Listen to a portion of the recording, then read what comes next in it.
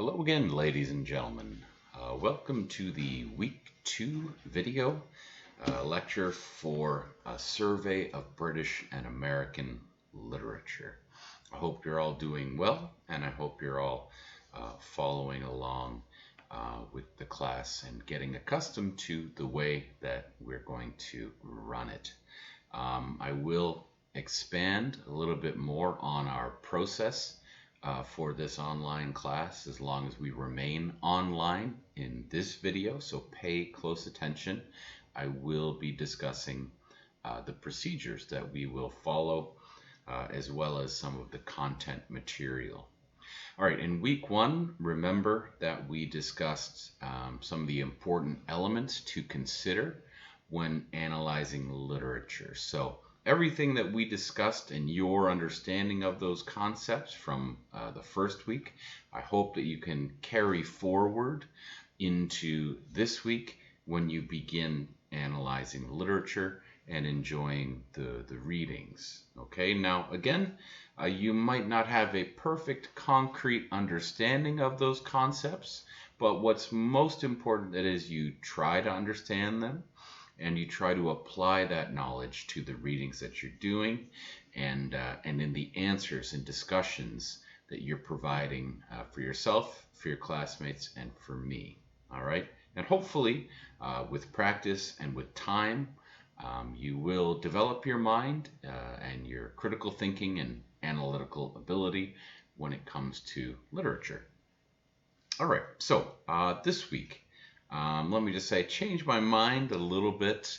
I did consider at first just making this lecture a very broad-based generalization about British literature, but the more I thought about that and made notes, the more I thought that that would probably be quite long, quite boring, and not very useful.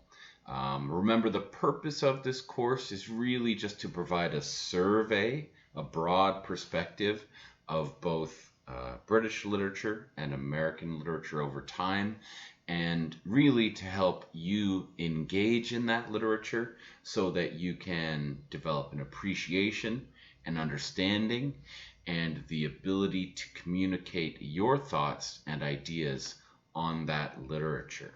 All right, so this week, what I'm going to do in this video is really just talk about our process that we're going to follow in reading and discussing the literature, and I really just want to get the reading into your hands with some possible discussion questions for later this week.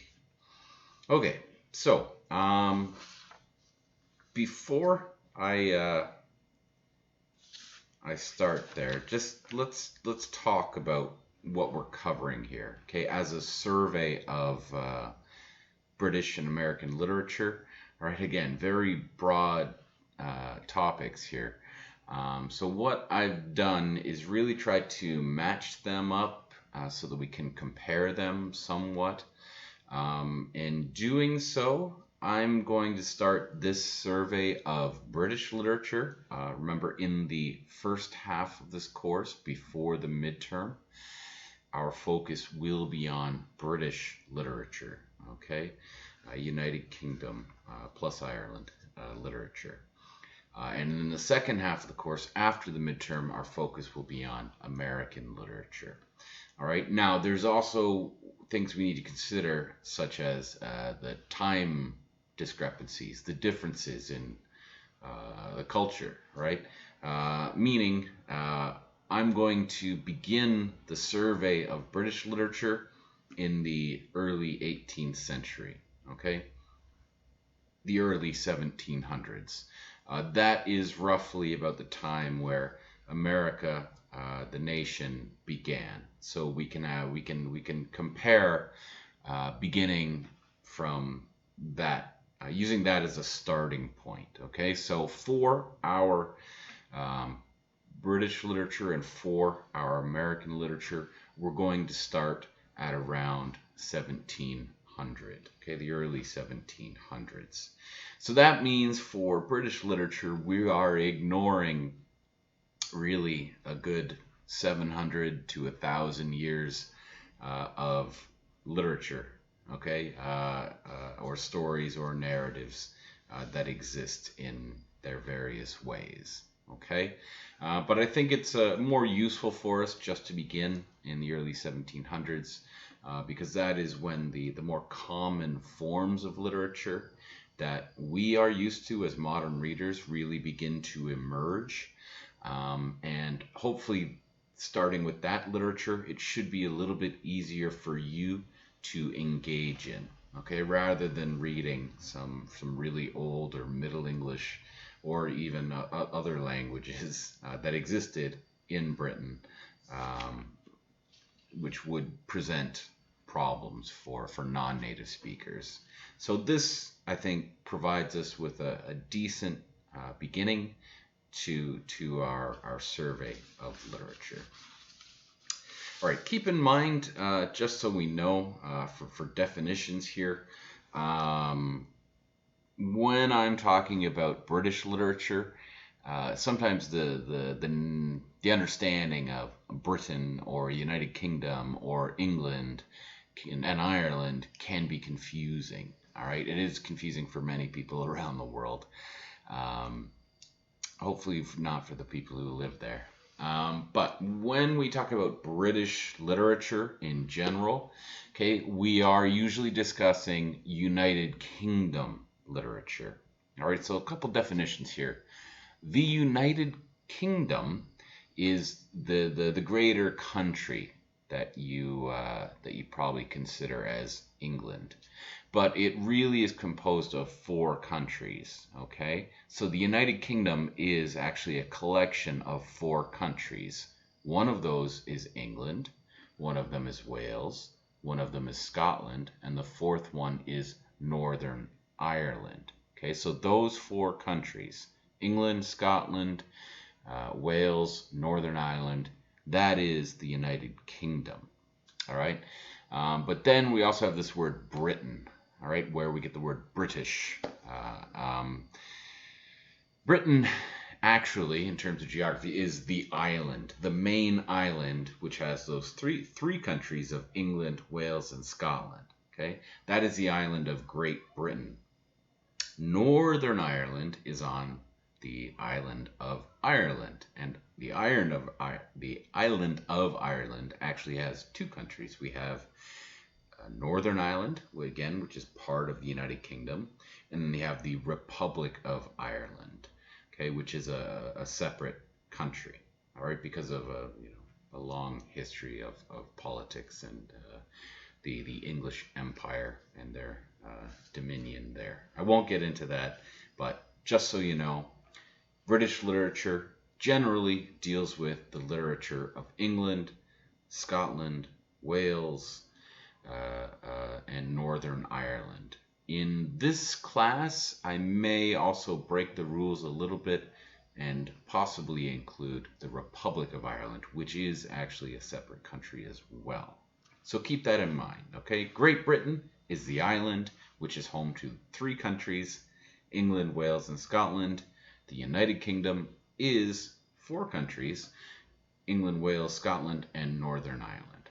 Keep that in mind, all right, in our discussion of British literature. All right, now keep in mind too, we are cutting out a lot of the early history in our survey. Like I said, we're beginning in the 1700s, so there's a lot of history in British literature, which is actually includes not the English language. There are a variety of older languages, if you know anything about the development of the English language as well, that exist in British literature also. So just as a note, this whole thing can be quite confusing, but I want us to be a little bit clear about what our focus is and where we're headed in this. Okay, so we are focusing on the literature of England, Scotland, Wales, Northern Ireland, and possibly a separate country, another separate country outside of the UK in the Republic of Ireland in our survey.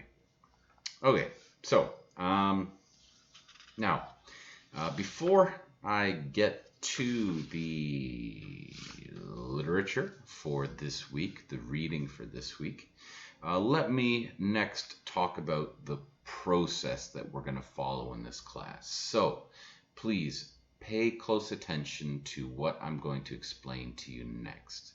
I will include it in the form of a note so that you can read it and follow those directions as well.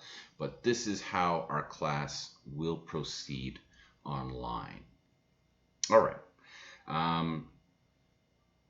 Every week, beginning with this week, what I'm going to do is introduce a reading, a work of literature, a short story, a poem, an essay, typically. Okay? And I want to give you that reading. I will supply it to you in a PDF file or a Word file or both. Of course, I want you to read that. Along with that, I will provide you with discussion questions as well. All right? So, that's what you need to do. Every Wednesday, go and get the reading, read it, and consider the discussion questions. All right, possible discussion questions. Now, your first job is obviously just to read. Okay, read it once to get an understanding. Just enjoy the reading. Try to engage in the reading. Forget about the discussion questions. Forget about the course. Forget about learning. Just read it. Just try to enjoy it.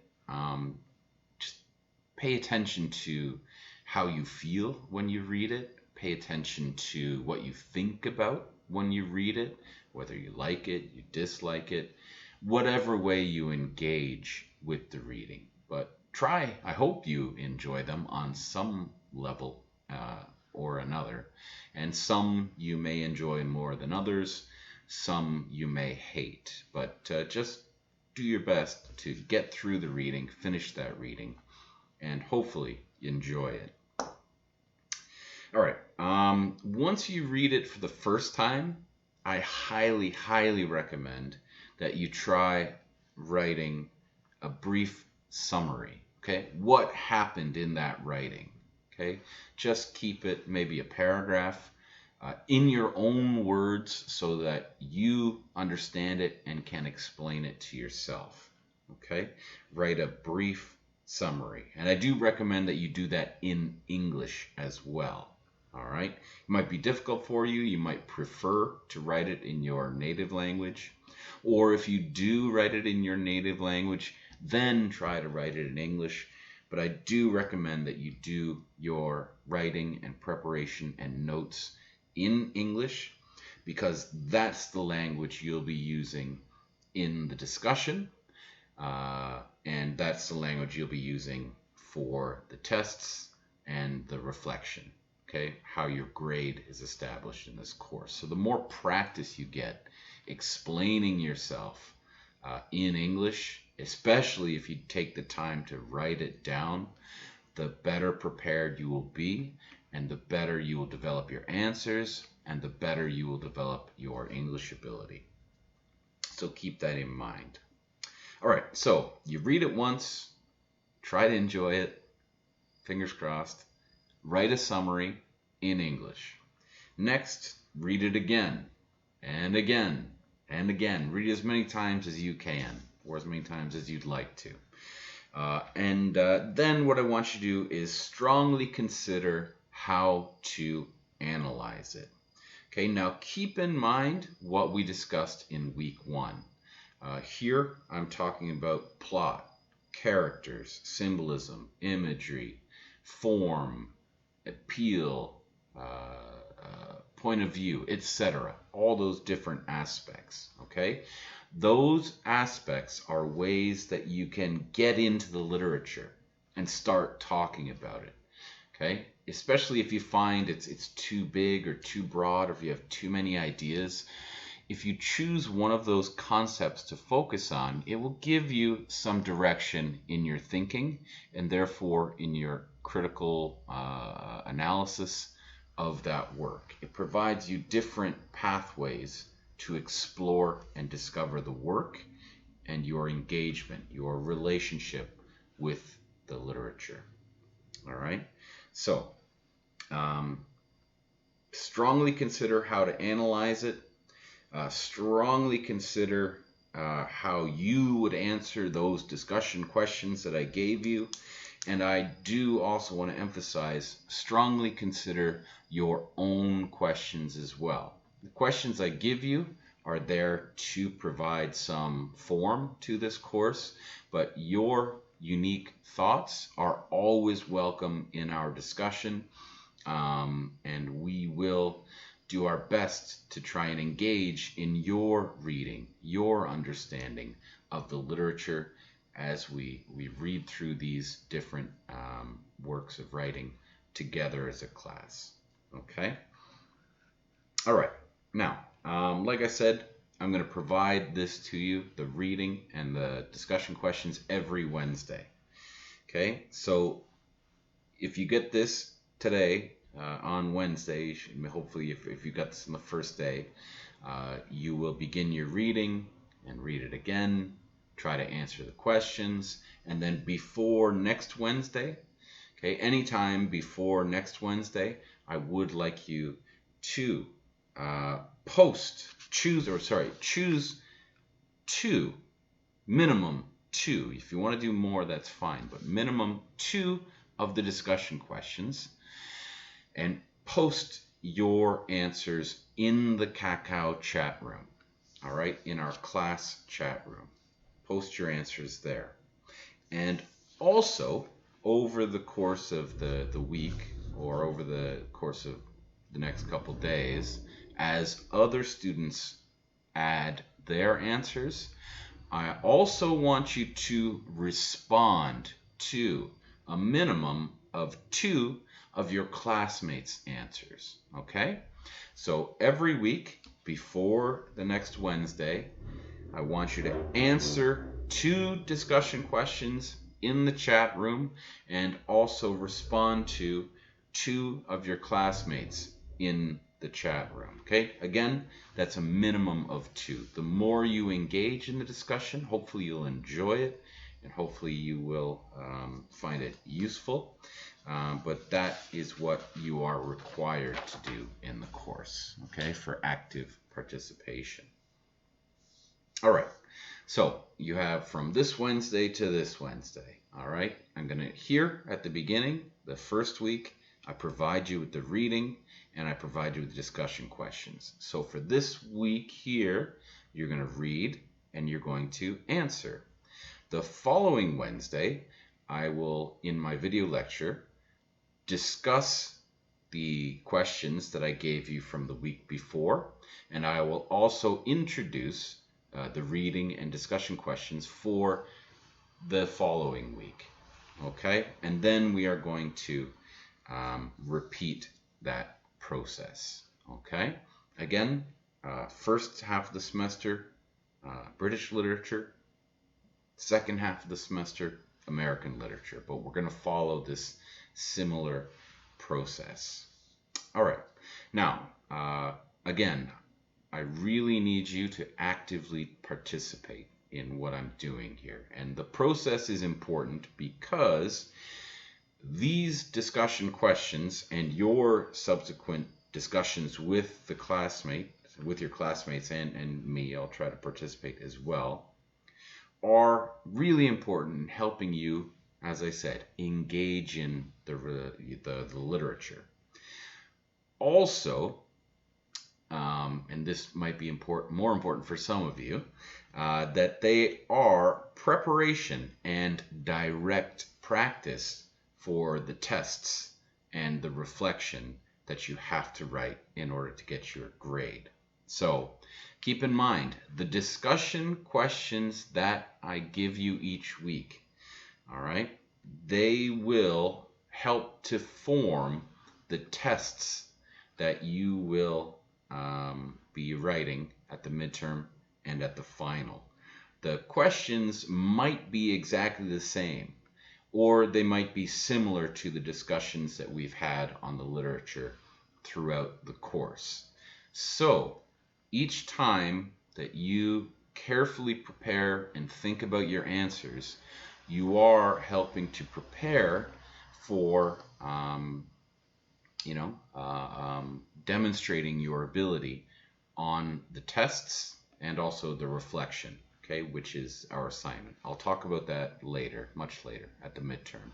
But keep in mind, everything we do every week is direct practice for how you will get your grade. So I hope you do it sincerely. I hope you engage in it. And then just through discussion and practice and experience, you will sharpen your analytical and critical and reading abilities. You will sharpen your ability to engage in the literature and communicate your ideas about it. All right, now when it comes to your answers, some of you might get a little, shy or a little bit worried right now.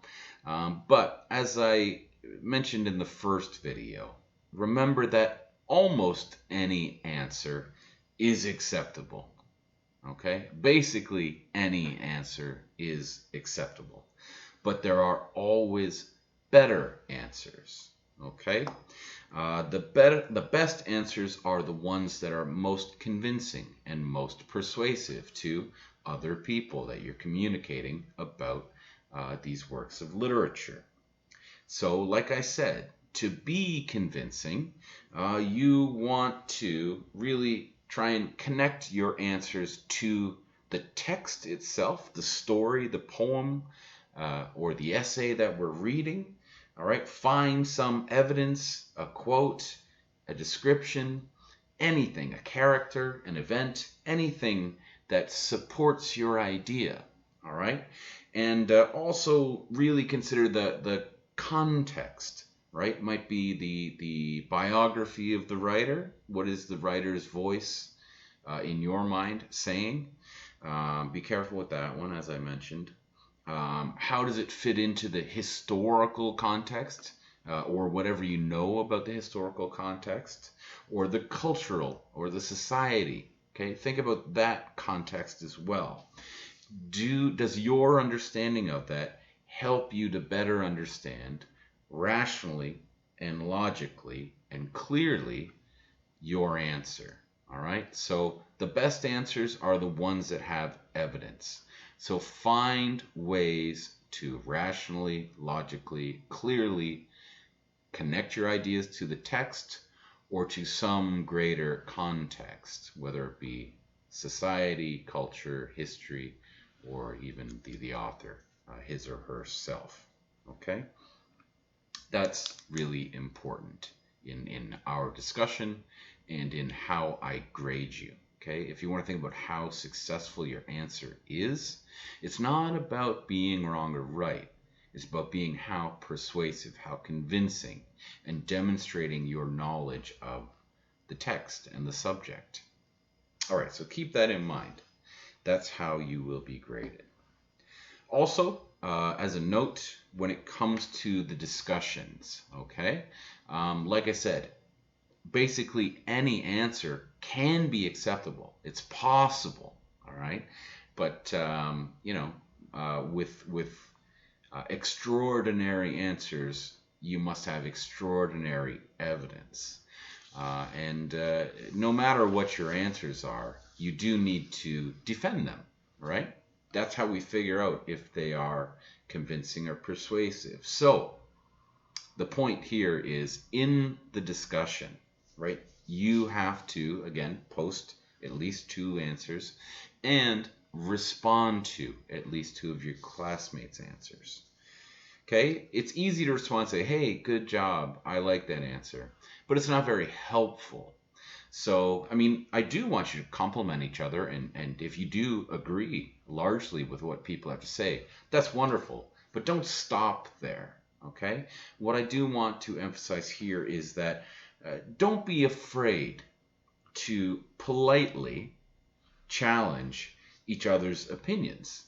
Okay, whatever someone answers, if you both choose, discussion question 2, but this person's answer is completely the opposite of yours, Okay, it doesn't mean this person's wrong, or it doesn't mean you're wrong. It just means you have different answers. So really, that's just an opening for you to discuss your differences and politely challenge each other. Okay, what's your evidence? Why do you think that way? How do you think that way? Okay, what evidence, what part of the text or what part of your thinking really made you come to that answer? Have that discussion. That will make you a better student. That will lead to better answers. So keep an open mind when we are discussing and engaging the literature. By challenging each other, we force each other to analyze and explain the literature better. All right, so that leads me to this week. All right, and again, that's the process we'll basically follow every week that we remain online in this course. Even back in the classroom, it'll be very similar to that if we get there. Now, are you excited? This week, the reading that we are going to discuss is the Apparition of Mrs. Veal by Daniel Defoe. Okay, so let me introduce Daniel Defoe. All right, his actual name is Daniel Foe. He added the "de" in Defoe because he wanted to sound more uppity, more rich, more noble and aristocratic. Okay, he wanted to be more of a young bun, but he came from very humble beginnings. All right, now Daniel Defoe, maybe you've heard of him. He is quite a famous English author, and he is English. He's from England. He was born in London and died in London. And he lived from 1660, 17th century, until 1731, okay, the 18th century. As I said, the reading is The Apparition of Mrs. Veal. It's a short story, a ghost story, but he is most famous for the novel Robinson Crusoe, which many claim is the first real English novel. All right, that is debatable, but many scholars do credit Daniel Defoe for writing the first English novel. In terms of style, he is quite notable for his kind of straightforward, simple narratives, which makes him relatively easy to read. All right. Now, despite the older style of English, you might disagree with me. It's difficult to read. Okay, I can understand that because this is kind of an older style of English. It seems very formal with a lot of long, antiquated, older words used in it. That's true. Okay, keep in mind this story was written 300 years ago, and English language has changed. And again, we're dealing with written language and author's language here. Okay, but in his time, and he in particular is noted for a rather simple and straightforward writing style. So I hope and I think that this will be relatively easy to read. That was part of my reason for choosing this as an early piece of literature. I know that can be difficult to engage in because of the language. Like, trust me, I know.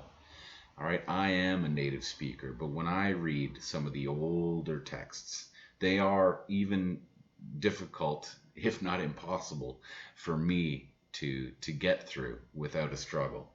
Okay, so I did keep that in mind, and I hope his writing style does make it a little bit easier for you to read and to engage in. All right, when we consider his life, it is quite an interesting one, honestly. I think a wonderful movie could be made of Defoe's life if it hasn't been already. All right, it certainly was not a boring one, and at least it doesn't look like a boring life when you look at it back on paper. All right, now, although we know him, he's famous today for being a famous writer of literature. He is canonized, one of the great English writers of literature. But in his time, this was not his hustle, okay? He was a jack of all trades. He did many things, okay? He was a merchant, a businessman. He was a journalist. And even at times, he was a spy, all right? On top of being a writer as well, all right? So this man he was a busy man, did a lot of things. And he was quite a hustler, as you might say, in today's vernacular, in today's language. Okay, he had quite a hustle. All right, he was also heavily mixed up in religion and politics of his time, and of course business as well. This is important to note for a couple reasons. If you know anything about the history of religion and the history of England, and their politics, this is important, all right? And it is reflected in his writing, all right? The religion, the politics, and his business, actually. We can see elements of that and how it kind of influences his writing. And these are parts of his life and parts of the history and the culture of the time, all right? Now, I won't get too heavily into that. I just want to point out some aspects that really can be viewed in this story, or reflected in this story. All right. So he was an active Protestant. Okay, so within Christianity, to be simple, we have the original Christianity, Roman Catholicism, and then, of course, Catholicism, Christianity breaks up into different sects or different versions of Protestantism. Okay, and Daniel Defoe was a Protestant, and his king in his early life was King James II, who was a Roman Catholic. And again, our hero, Daniel Defoe, was an interesting man who was wrapped up in the politics and religion and business of his time. But he was a Protestant, and he participated in a rebellion. Okay, he took up against the king, King James II, in what's called the Monmouth Rebellion of 1685. Okay, so you have the Protestant Christians who wanted to dethrone or take down the Catholic King of England, James II.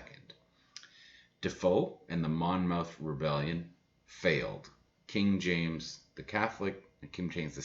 Catholic king, maintained his leadership and maintained the crown. All right, and naturally, King James was not very happy, and many who participated in the Protestant Monmouth Rebellion were executed. But due to his charm and his political connections, he, being Daniel Defoe, was pardoned. So he was not executed. He was not killed by James the King, right? Just did I'm sorry, won't happen again. Okay? And he escaped with his life and continued his business, his politics, and his writing. Now, he was influential, so this man must have been charming in some ways.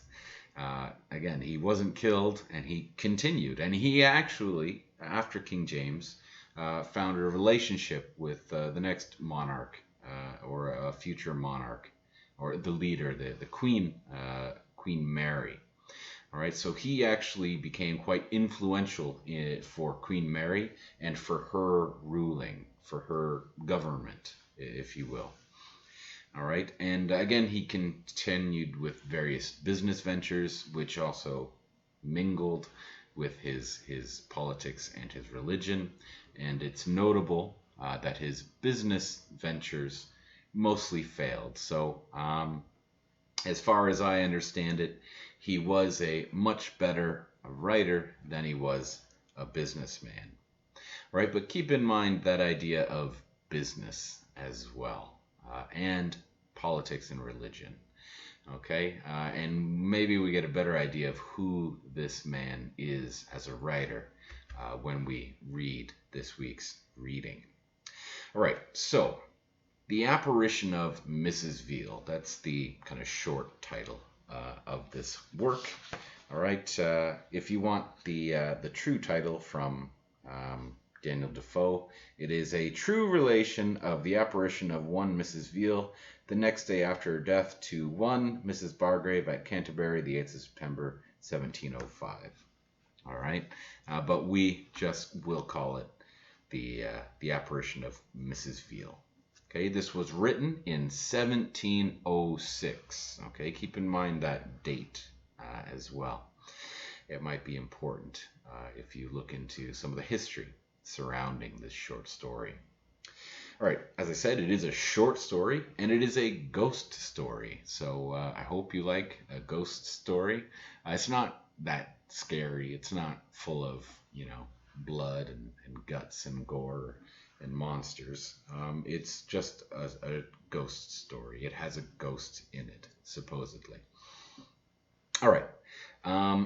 Now, when I say it's a short story too, it's important to pay attention to the development of literature, English literature. The common form of short story that we are familiar with now, in his time, was not well developed. All right, so keep in mind the literary forms that we are more comfortable with as modern day contemporary readers. Okay, they took time. They didn't exist 300, 400, 500 years ago, not like we know them now, right? Like I said, Defoe is often credited as being the writer of the first real English novel. So the form of the novel didn't necessarily exist before Defoe. And the form, the more common understanding of a short story as we know it, didn't really exist in Defoe's time as well. So keep that in mind in how you consider the form. All right, remember in analyzing literature, form, this is a short story, but it predates, it comes before the modern understanding of a short story. All right. Also, in terms of the periods of literature, all right, how the style of literature changes over time. All right. Defoe he lived his whole life in what's called the neoclassical period, right? That's the time, all right, from 1600 to 1785. Okay, that's the neoclassical period of British literature. Okay, I don't need to go deeply into that. If it affects our reading, I will try to emphasize that in the future. But it's not that important to this. But I do want to highlight that many people also give Defoe credit for being a precursor, all right? Meaning that he was very influential, okay, in shaping the short story and in also shaping romantic literature and the romantic period of literature, which also includes Gothic literature. Maybe you're familiar with Edgar Allan Poe and his horror stories, his ghost stories. Those are clear examples of Gothic literature, which is kind of a subset of romantic literature. All right, but romantic literature is usually defined as around 1785 and then a little bit after that. But here it might be important to know that Defoe, again, was influential or important in helping to define the short story and also in helping to define Gothic romantic literature, or if you want, just the ghost story. Okay, so that's quite helpful to understand. Okay, now we can probably admit that Defoe had some influence in shaping that. That's really my point on that aspect. Now, when it comes to reading this story, Again, I will provide you with a PDF or a Word file, both actually, of the Apparition of Mrs. Veal. The PDF and Word file, I believe, are 12 or 13 pages.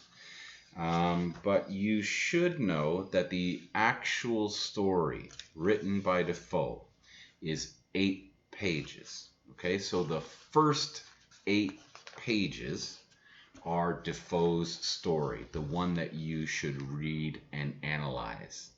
Okay, that's the actual writing we're going to focus on and analyze. But on the 8th page, I've also included something that might be helpful, especially in our beginning, in our survey of literature in this course. All right, so on the 8th page of this file, you will find here, it says, to the reader. Okay, this is where the story ends. And from here on, for 6 more pages, is something separate, right? But I included it for a reason. It is an essay by an editor that was collecting Defoe's work and writing about this story. So from page 8 until the end is a separate essay written by a separate author, and it discusses Defoe's story, The Apparition of Mrs. Veal. So keep that in mind, all right? And it was written in 1840, roughly 150 years after Defoe wrote this story, all right? So keep in mind how why I included that, all right? We are reading the story 300 years after Defoe wrote it, and we are trying to engage in our discussion of literature here. So it might be helpful for you to read this essay about somebody who 150 years ago was reading Defoe's story and commenting on it, writing an essay, critiquing it.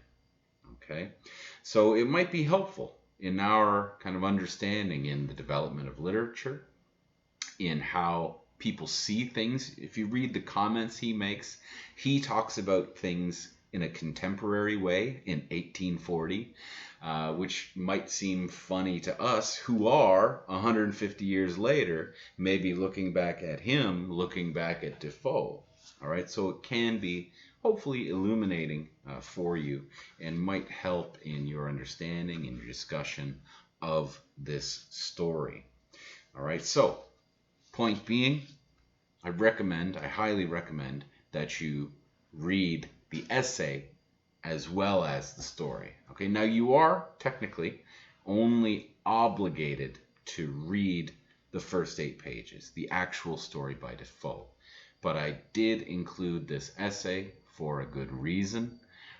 It can be quite helpful.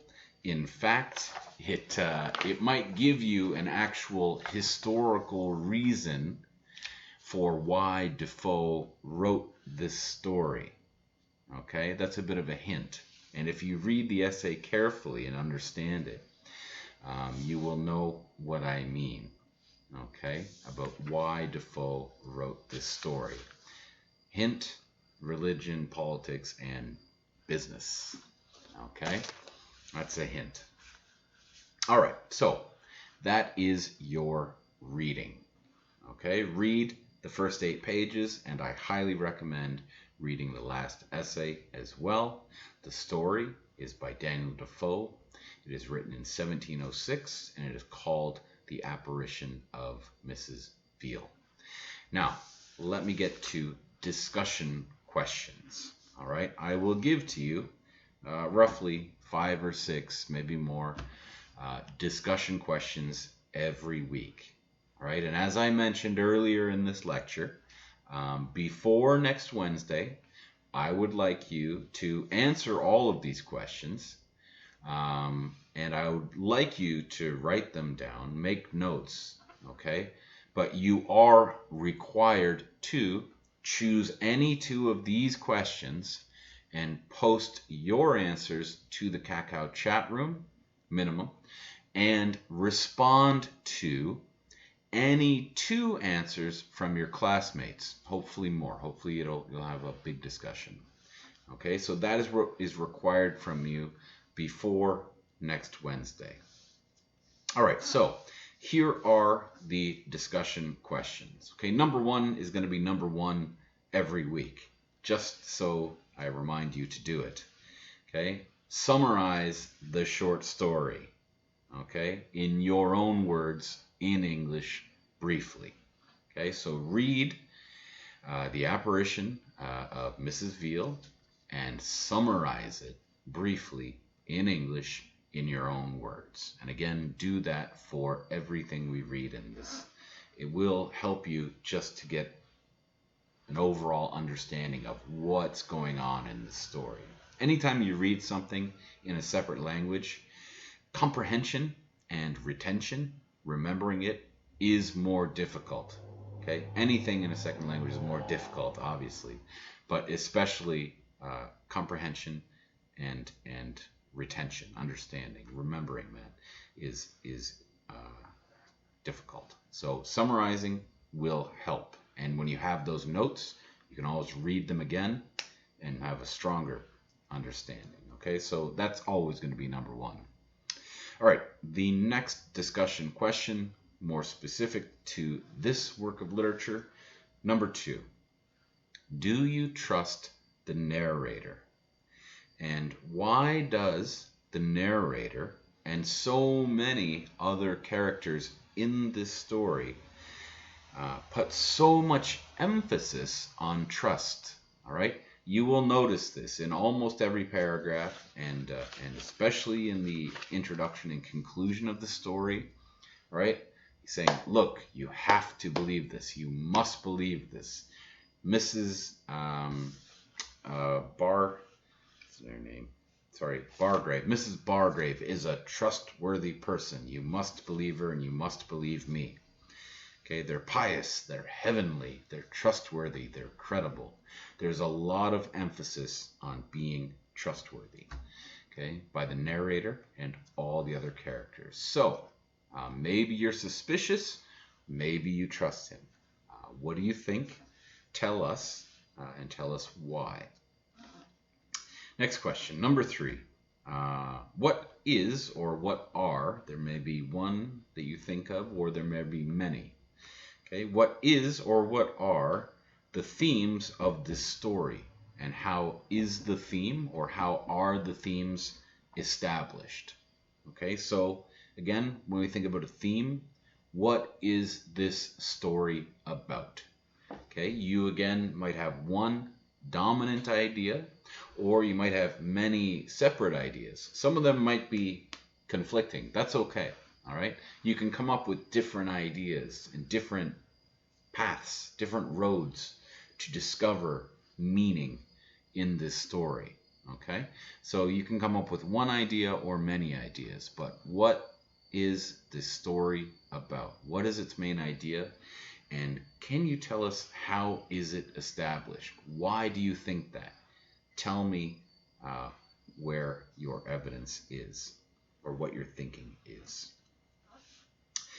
Next question, number four. It might seem a little bit similar to theme. That's okay. It's a little bit more specific, and it is there a moral to this story? Okay. Now, a moral means, is there a lesson to this story? Is it trying to teach us something? All right. I'm curious what you think. Okay. Why is Defoe trying to tell us something? Or is the character, the narrator, trying to tell us something? Is it ironic? Are you suspicious of them? Is there a moral to the story? Is there a lesson to be learned from the story? What is it, and why do you think that? All right, next question. Number five. Is there any important imagery or symbolism in your reading. Okay, remember the concepts we talked about? Imagery is basically descriptive writing. Okay, so is there any descriptions that really help you to experience or put you in the world of this novel that you think are interesting or maybe deeply meaningful? All right, and remember, imagery often opens the door to symbolism. And symbolism, again, is when you have an object or something that represents another thing. All right? Like this apple may just be an apple, all right? But it might represent knowledge in the way of Isaac Newton, okay? Another famous Englishman. So, is there any important imagery or symbolism in this story? Now, when it comes to what that imagery or symbolism is, really depends on how you uniquely, individually read the story. Okay? I might see an object and say, oh, that apple represents knowledge. You might see that apple and say, no, no. When I read it, it represents sin, like in the Bible.